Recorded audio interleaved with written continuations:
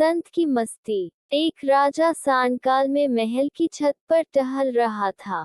अचानक उसकी दृष्टि महल के नीचे बाजार में घूमते हुए एक संत पर पड़ी। संत तो संत होते हैं, चाहे हाट बाजार में हो या मंदिर में अपनी धुन में खोए चलते हैं। राजा ने महसूस किया वह संत बाजार में इस प्रकार आनंद में भरे चल रहे हैं जैसे वहां उनके अतिरिक्त और कोई है ही नहीं। न किसी के प्रति कोई राग दिखता है न द्वेष।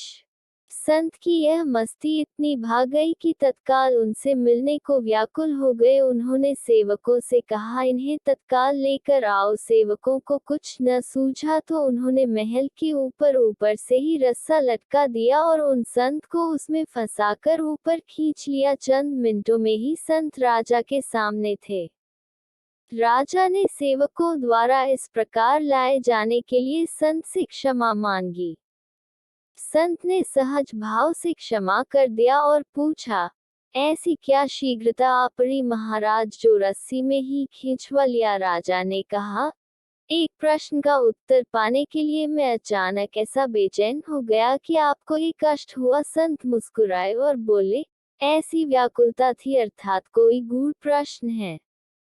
बताए क्या प्रश्न है। राजा ने कहा, प्रश्न यह है कि भगवान शीघ्र कैसे मिले।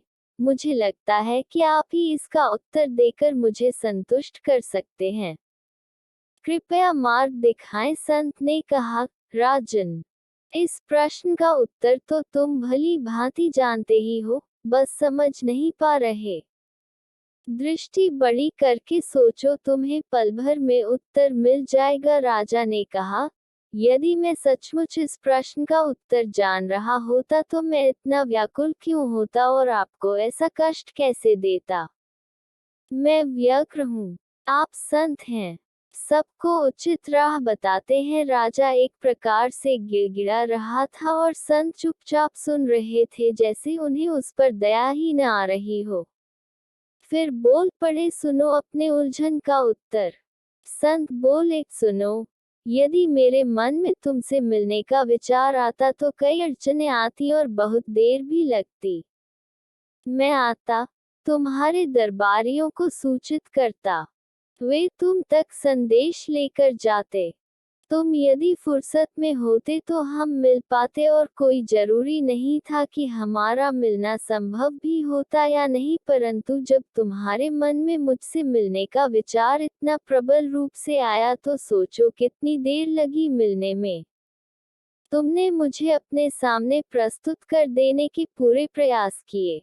इसका परिणाम ये रहा कि घड़ी भर से भी कम समय में तुमने मुझे प्राप्त कर लिया। राजा ने पूछा, परंतु भगवान के मन में हमसे मिलने का विचार आए तो कैसे आए और क्यों आए। संत बोले, तुम्हारे मन में मुझसे मिलने का विचार कैसे आया। राजा ने कहा, जब मैंने देखा कि आप एक ही धुन में चले जा रहे हैं और सड़क, बाजार, दुकानें, मकान, मनुष्य आदि किसी की भी तरफ आपका ध्यान नहीं है, उसे देखकर मैं इतना प्रभावित हुआ कि मेरे मन में आपसे तत्काल मिलने का विचार आया। संत बोले, यही तो तरीका है भगवान को प्राप्त करने का। राजन, ऐसे ही तुम एक ही धुन में भगवान की तरफ लग जाओ, अन्य किसी की भी तरफ मत देखो।